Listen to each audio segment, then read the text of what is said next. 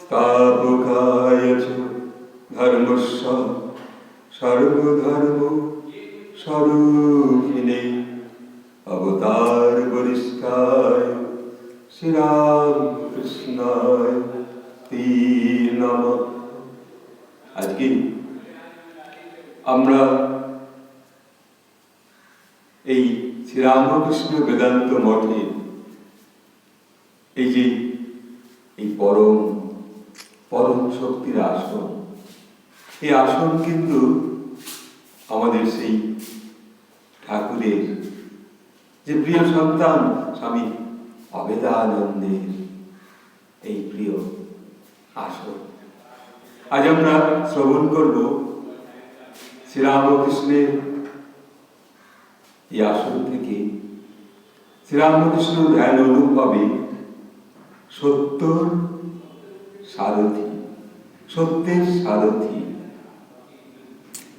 তা এমন এক সারথি, সেই সারথি কিন্তু শ্রীরামকৃষ্ণ, যিনি সেই দূর গ্রামান্তরে সেই কামারপুকুর থেকে তার আসা, এই কলিকাতার মধ্যে মানুষের যে প্রকাশ, তাদের মধ্যে ভক্তি শক্তির যে প্রকাশ, তিনি সেই অন্তর সারথি, সেই অন্তরের সারথি তিনি। কে নিয়ে যাবে আমাদের সেই দূর দিগন্তে মুক্তির পথে? কে নিয়ে যাবে আমাদের সেই পরম শ্রদ্ধা ভক্তির পথে? কে নিয়ে যাবে আমাদের এই বৈকুণ্ঠ পার করতে? কে? তিনি সেই তার ধ্যানে আমাদের, তার আহ্বানে, তার কৃপায়, তার ইচ্ছায় বসা। আমরা কোনো ইচ্ছা করতে পারি কোনো কিছু করলে, কোনো কিছু করবার জন্য? কোনো কিছু আমরা প্রকাশ করিতে পারি না। তিনি যখন এই অন্তরে প্রকাশ হন, তিনি যখন অন্তর্যামী হয়ে অন্তরে প্রবেশ করেন, প্রকাশ করেন, সেই প্রকাশ তার, তিনি আমাদের সেই ধীরে ধীরে যেমন সেই সারথি, প্রভু জগন্নাথ দেবের যে রথের সারথি, সেই যে স্বয়ং সেই কুরুক্ষেত্র যুদ্ধের যে সেই ধর্ম রক্ষার জন্য যিনি অর্জুনের সারথি হয়েছিলেন, সেই সারথি তিনি। আজ আমরাও যেমন এই সংসার সমরাঙ্গনে কখনো হয়তো ডুবে যাব, হয়তো বা পা ফসকে যাবে, হয়তো বা সংসারে সেই মায়া জালে যেন ডুবে যাব। সেই ডুবুরির মতো ডুব দিয়ে এই সংসার মহাসাগর থেকে আমাদের তিনি আমাদের সেই ডুবুরির মতো ডুব দিয়ে দেখছেন এই সমাজ সংসারে কোন মানুষ যেন ডুবে না যায়, কোন মানুষ যেন তার আপন মর্যাদাকে একেবারে জলাঞ্জলি না দেয়।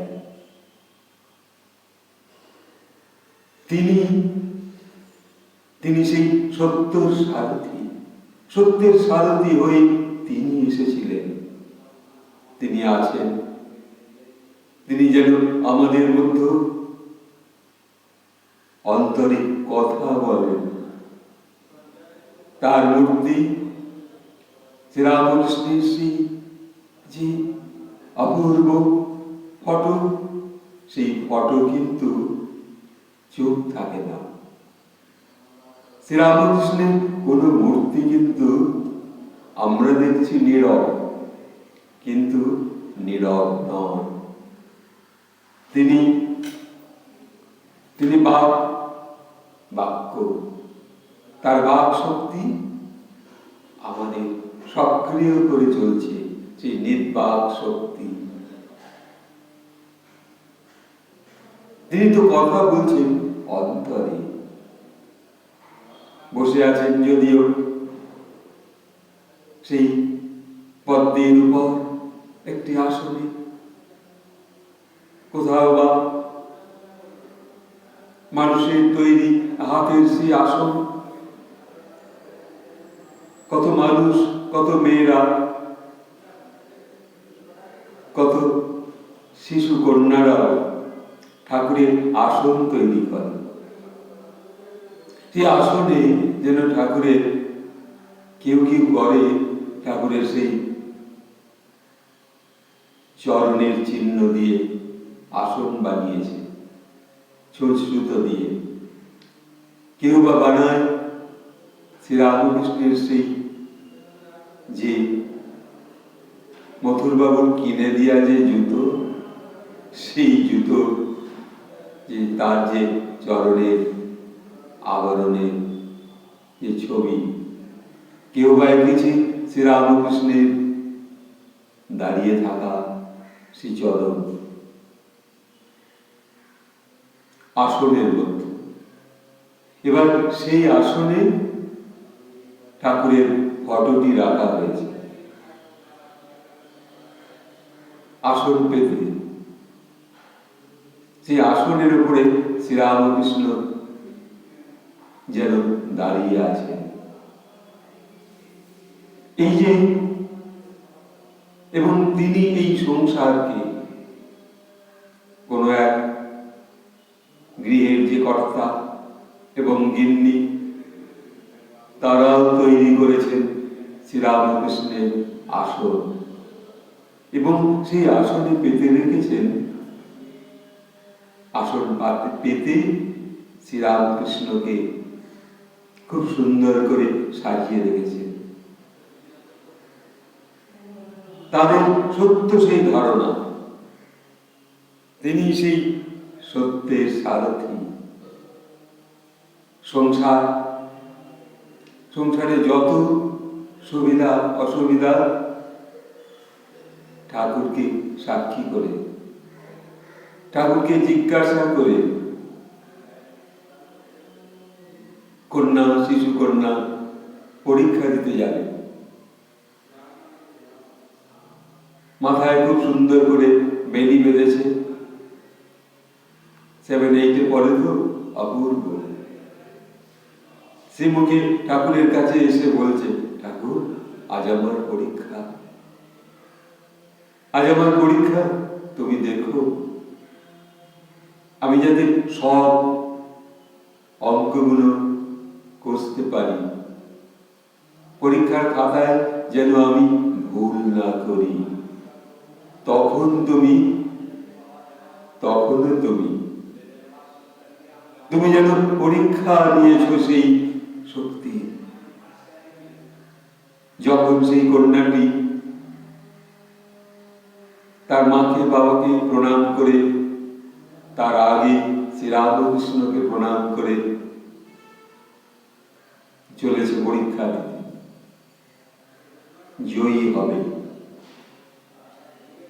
ঠাকুরের আশীর্বাদ নিয়েছে, তার কাছে একটি জবা ফুল চেয়ে নিয়েছে, ঠাকুর তোমার ওই মালা থেকে আমাকে একটা জবা ফুল দাও। কন্যাটি বলছে, 10 বছরের কন্যা তো, ঠাকুর যেন তাকে একটা জবা ফুল ওই মালা থেকে নিতে নির্দেশ দিলেন। মেয়েটি নিয়েছে, নিয়ে কপালে ছোঁয়াচ্ছে, বুকে স্পর্শ করাচ্ছে, তার কলমে স্পর্শ করাচ্ছে। ঠাকুর আজ পরীক্ষা, এবার তো পরীক্ষার হলে গিয়ে যখন তাকে দিদিমণিরা খাতা দিয়েছে, নাম লিখছে, নাম লেখার আগে খাতার কোনো এক জায়গায় ছোট্ট করে কালির আঁকড় দেওয়ার মতো জয় শ্রীরামকৃষ্ণ, জয় মা শারদেশ্বরী, জয় স্বামীজির জয়, ছোট্ট ছোট্ট করে এমন লিখেছে আঁকি মুখি টুকি করে, যাতে কোনো দিদিমণিরা বুঝতে না পারে যে ও খাতার উপরে শ্রীরামকৃষ্ণ সারদা মা স্বামীজিকে প্রণাম জানিয়েছে, খাতার কোনো এক কোণায় লিখেছে। ঠাকুরই তো পরীক্ষা নিচ্ছে, তার বিশ্বাস তুমি পরীক্ষা নেবে তো। সেই যে তিনি সেই সারথীর কাজ করছে, ওই শিশুটি তার স্কুলে যেন আরো সুন্দর করে তার পাঠ, তার পড়া, তার মেধা, তার শক্তি যেন সব ধীরে ধীরে সকল পরীক্ষায় যেন উত্তীর্ণ হয়। আর পরীক্ষা দেবার বসবার আগে সেই কলমে শ্রীরামকৃষ্ণের ওই জবা ফুলটি তার ছোট্ট পকেটে, যে ঠান্ডার সময় যে সোয়েটারটি পরেছে, সোয়েটারের পকেটের মধ্যে সেই ফুলটি, ঠাকুরের চরণের ফুল। তার বিশ্বাস ঠাকুর আমার সারথি, তিনি আমাকে নিয়ে যাবেন, এগিয়ে নিয়ে চলবেন। সত্যই তারপর ঠাকুরকে স্মরণ করে, মনে মনে স্মরণ করে, কলমটা মস্তকে স্পর্শ করিয়ে নিয়ে জয় রামকৃষ্ণ, জয় রামকৃষ্ণ, জয় রামকৃষ্ণ বলে এইবার সে তার নাম লিখল, রোল নাম্বার লিখল, তার সকল কিছু যা যা লেখা সব লিখলে, লেখার পর এইবার প্রশ্নের যে উত্তর, সে উত্তর লিখবে। প্রথম প্রশ্নের তার উত্তর যেন আরো বেশি প্রাণময় হয়ে ভালো লাগছে। বাংলা সাহিত্যের পরীক্ষা তো এক জায়গায় লিখেছে, প্রশ্ন করছে, প্রশ্নের মধ্যে লেখা, বাহুবলের শক্তি বেশি না বাক্য বলের শক্তি বেশি? তা মেয়েটি এই বিষয়ে যখন লিখছে, তখন সেই স্বামী বিবেকানন্দের যে গল্পটি সে পড়েছে তাতে লিখছে, এই তো পরম পুরুষ শ্রীরামকৃষ্ণ আমার কোশ্চেনটাকে কত সহজ সাধ্য করে দিয়েছেন, তা বিশ্বাস। এবার সে লিখছে, বাক্য বলই সকল শক্তির উৎস। অনেক কাজ কেবলমাত্র বাহুবলে, আপন দেহ শক্তিতে কুস্তি লড়ে অনেক সময় হয় না, কিন্তু বাক্য বলে সব সম্ভব। ভক্তি শ্রদ্ধার মধ্য দিয়ে সেই বাক্য বলে। তা মেয়েটি তো সেই প্রশ্ন উত্তর লিখবার পর দারুণ আনন্দময় মন। এইবার পরপর সেই প্রশ্নের উত্তরগুলো সুন্দরভাবে লিখে যাচ্ছে। তার তো সে রথ চলা শুরু। সারথি শ্রীরামকৃষ্ণ মনের আনন্দে লিখছে। তারপর লেখা হয়ে গেলে খাতাটি যখন জমা দিচ্ছে, তখন মাস্টারমশাই এবং দিদিমণিকে বলছে, দিদিমণি আমার লেখা হয়ে গেছে। সকল লাইনগুলো দেখে নিল।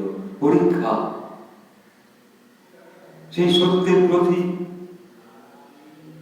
সেই সত্যের যে সারথি, তিনি যেন তাকে এগিয়ে নিয়ে চলেছেন।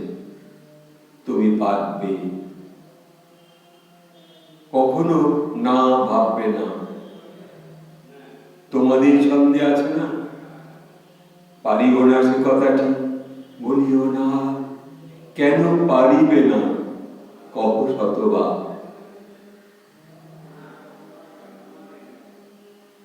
তুমি কেন পারবে না? আর শ্রীরামকৃষ্ণের ধ্যান, এই অনুভব, এও তুমি পারবে।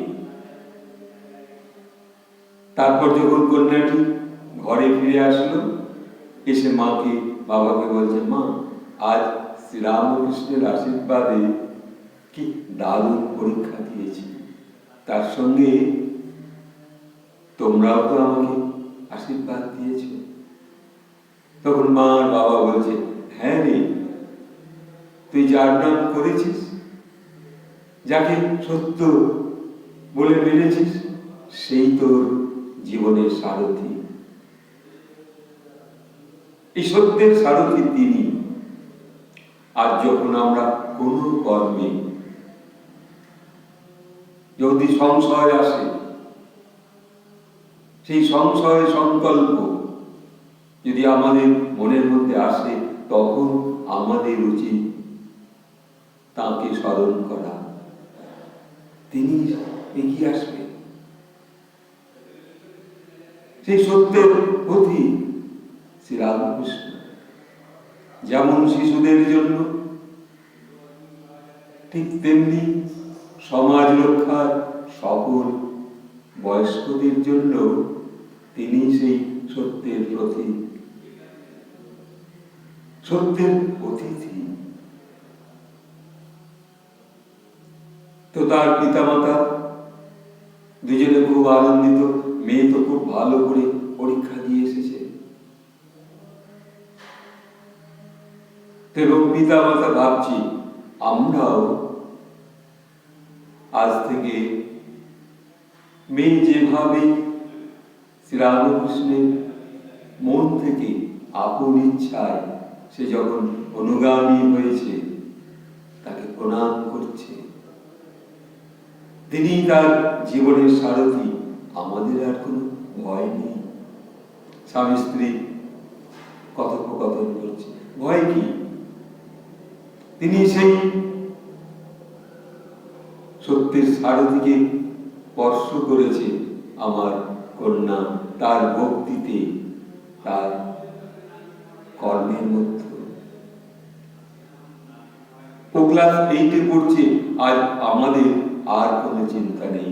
সেই তাকে, তার রথ, তার জীবনের রথকে গড়গড় করে টেনে নিয়ে যাবে জীবন সংগ্রাম। তারপর তো মেয়েটি বড় হয়, প্রতিদিন ঠাকুরকে ভাবে, ঠাকুর তুমি আমার জীবনের সত্যের সারথি। দেখুন, আজ পাস করেছি, উচ্চ মাধ্যমিক পাস করে এবার আমি বিএ ক্লাসে পৌঁছেছি। সেখানেও তুমি আমাকে রক্ষা করেছো আমার পরীক্ষা থেকে। সকল পরীক্ষা থেকে ঠাকুর রক্ষা করেন প্রতিটা মানুষের প্রার্থনায়। ব্যাকুলতা, ব্যাকুল হলে তিনি অবশ্যই সাড়া দেন। এই সত্য কথা। তার পিতামাতা তখন ভাবছে, এইবার মেয়ের চিন্তা আর আমাদের নেই। তার বিশ্বাসকে আমরা কখনো টলতে দেব না। তার বিশ্বাস ঠাকুর তাকে সকল পরীক্ষায় উত্তীর্ণ করবে। আমরাও আমাদের জীবনে প্রতিটা পরীক্ষায় যদি ভাবি পরম পুরুষ শ্রীরামকৃষ্ণই আমাদের সারথি, তিনি সেই সত্যের পথকে অনুসরণ করাবেন এবং আমরা সেই সৎ, সেই মনন, সেই চিন্তনের মধ্যে তাকে পেয়েছি। তার আদর্শ নিয়ে আমরা এগিয়ে চলব। স্বামী স্ত্রী ভাবল, দেখো দেখো আমাদের কন্যা কেমন করে শ্রীরামকৃষ্ণকে আরতি করে, পূজা করে। জানো তো, আজকে আমরা পিতামাতা, কিন্তু আমাদের আর কোনো চিন্তা রইল না।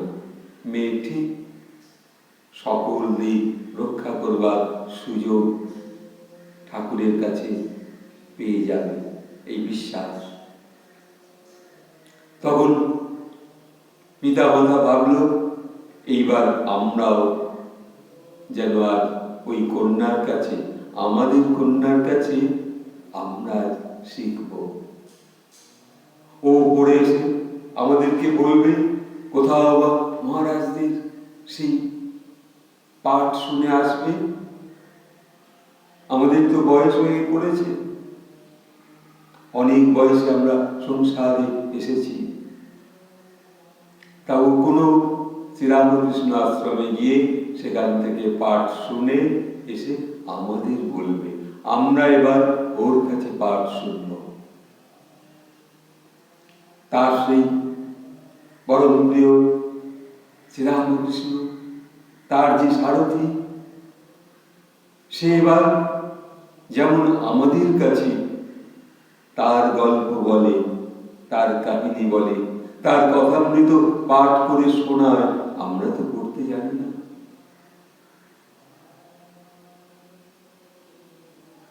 আজ থেকে আমরা আমাদের কন্যার কাছে পাঠ শুনব।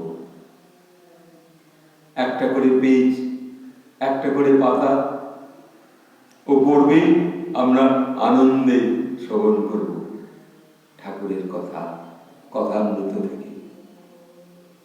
সেই অমৃতময় কথা ও শোনাবে।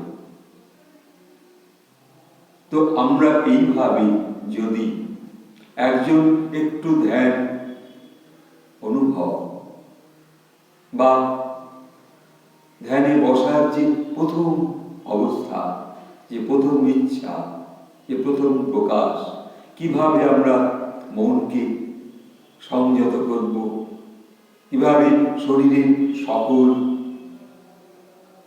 শক্তিকে একাগ্রতার পথে আনব, কেমন করে বলবো, ধ্যান শুরুর আগে নিজেকে পবিত্রের পথে নিয়ে যাব। তখন যদি আমরা শুধু উচ্চারণ করি, হরি ওম তৎসৎ, হরি ওম, হরি ওম তৎসৎ, হরি ওম, হরি ওম তৎসৎ, হরি ওম। এই মন্ত্র বলে হয়তো নিশ্চিন্তে যখন আমরা ধ্যানে বসবো, তার ইচ্ছা, তার প্রকাশ, যেন তাকে দর্শন করব, সেই তিনিই তো হরি, তিনি সেই কৃষ্ণ, তিনি সেই রামচন্দ্র, তিনি সেই এক দেহে হরি শ্রীরামকৃষ্ণ। তাকে স্মরণে, মননে, চিন্তনে অনুভব করলে ধ্যান এসে আরো প্রকাশ হবে এবং আমাদেরকে ওই ধ্যান ভাবনার মধ্য দিয়ে এগিয়ে নিয়ে চলবেন সেই সত্যের সারথি শ্রীরামকৃষ্ণ। কুরুক্ষেত্রের যুদ্ধে যেমন স্বয়ং শ্রীকৃষ্ণ অর্জুনকে নিয়ে চলেছে, বীর বিক্রমে অর্জুন এগিয়ে চলেছে সেই কুরুক্ষেত্রের যুদ্ধে। এই সংসার তো এক কুরুক্ষেত্রের জায়গার মতো, সর্বদা অভাব, কথোপকথন, কথা কাটাকাটি, ঝগড়া, দ্বন্দ্ব, ইউ যেন জীবনের কুরুক্ষেত্র। এই সমারঙ্গনে যেমন এই সংসার সমারঙ্গনে বাড়ির কর্তা ও গিন্নি তারাই প্রধান, তেমনি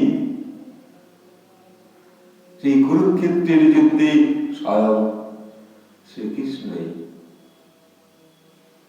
সর্বে সর্বা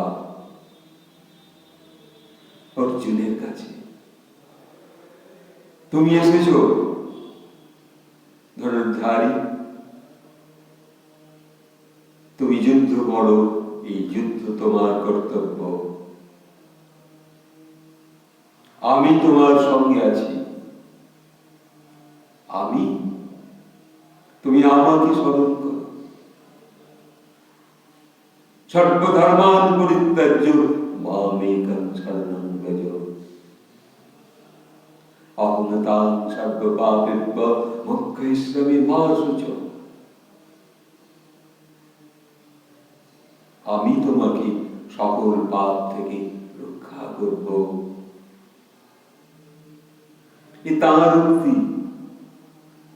তিনি আজ ওই সংসার সমারঙ্গনে যারা ভীত, আঘাতপ্রাপ্ত, অসন্তোষ মন নিয়ে জীবনযাপন করছে, তাদেরকেও কিন্তু সেই স্বয়ং রামকৃষ্ণ রূপী, সেই কৃষ্ণরূপী রামকৃষ্ণ, তিনি সংসারে সকলকে আহ্বান করেছেন, যারা সংসার করতে এসেছ তারা ঈশ্বরের প্রতি বিশ্বাস রাখবে, ঈশ্বরকে স্পর্শ করে সংসার করো, কোনো ভয় নেই। যেমন ঠাকুর বলেছেন, সেই যে মজার কথা, হাতে তেলটাকে মাখিয়ে তবে কাঁঠাল ভাঙতে হয়, তাহলে আর সেই জড়ানো পটকানো আঠাগুলো হাতে লাগবে না। তেমনি সংসার করতে হলেও ঈশ্বরের বোধ, ঈশ্বরের প্রতি শ্রদ্ধা, জ্ঞান, ভালোবাসা, ভক্তি, তারপর তোমার সংসারের মানুষের জন্য, এমনকি শ্রীরামকৃষ্ণের সেই সন্তানের, তাদের সন্তানদের মতো, যেমন তিনি মায়ের কাছে প্রার্থনা করতেন, দেবী ভবতারিণীর কাছে, মা আরেকটি সন্তান চাই। ঠাকুর আহ্বান করছেন, মাকে জিজ্ঞাসা করছেন, মা আরেকটি সন্তান আমার দরকার। তাকে দিয়ে ঠাকুর সেই কর্ম করাবেন, তিনি হবেন সেই পরম সারথী। মা মহামায়া যেন আরেকটি সন্তানকে এনে দিল তার কাছে। এইরূপ কতজন এসেছে ঠাকুরের কাছে, সকলেই ঠাকুরের সেই প্রিয় সন্তান। এক একজন এক একটা কাজ করে চলেছে, যেমন এই বেদান্ত মঠের এক একজন মহারাজ এক এক রকমের কাজ করে চলেছেন, কিন্তু স্পর্শ করে কাকে? সেই পরম পুরুষ শ্রী রামকৃষ্ণের ধ্যানের মধ্য থেকে। আর আমরা যেন মাঝে মাঝে বিস্মরণ হয়ে যাই, ভুলে যাই। কেন? কখনো যেন সেই কবির গানের কথা মনে পড়ে, মাঝে মাঝে তবু দেখা পাই, চিরদিন কেন পাইনি। আমরা সেই সত্যের সারথিকে চিরদিনের জন্য চাই, সেই জন্যই আমাদের এই ধ্যানে বসা, ধ্যান অনুভবের ভাষা। তাঁর ধ্যানে তিনি আহ্বান করেন, তিনি সত্যের সারথি, তিনি এগিয়ে নিয়ে চলবেন আমাদের সেই মহাশূন্যে, মহাশক্তির কাছে। তাই তো আজ সেই ভাবনার মধ্য দিয়ে আজ শ্রীরামকৃষ্ণ বেদান্ত মঠের সকল মহারাজদের প্রণাম জানিয়ে, ভালোবাসা জানিয়ে আজকে এই বেদান্ত মঠের এই আসন থেকে আমরা এখানে শেষ করছি। তবে আপনাদের আবার স্মরণ করিয়ে দেব, ভুলবেন না আমাদের এই চ্যানেল, এই সত্যের সন্ধান, শ্রীরামকৃষ্ণের এই আসন, এই আসন থেকে আপনারা প্রত্যেককে আবার জানিয়ে দেবেন, একটু লাইক করে, একটু শেয়ার করে, একটু সাবস্ক্রাইব করে, যাতে আরেকটি মানুষ জানতে পারে। আর আপনাদের প্রকাশ সেই কমেন্টে বলবেন। এইটুকু বলে ঠাকুরকে প্রণাম করে, আপনাদের ভালোবাসা জানিয়ে, শ্রীরামকৃষ্ণ বেদান্ত মঠের সকল মহারাজকে প্রণাম জানিয়ে এখানে শেষ করছি। শ্রীরামকৃষ্ণ সারদা মা স্বামীজি চরণে ভুলণ্ঠিত প্রণাম দিয়ে এখানে শেষ করি। জয় রামকৃষ্ণ, জয় মা শারদেশ্বরী, জয় স্বামীজির জয়, জয় স্বামী অভেদানন্দের জয়। নমস্কার।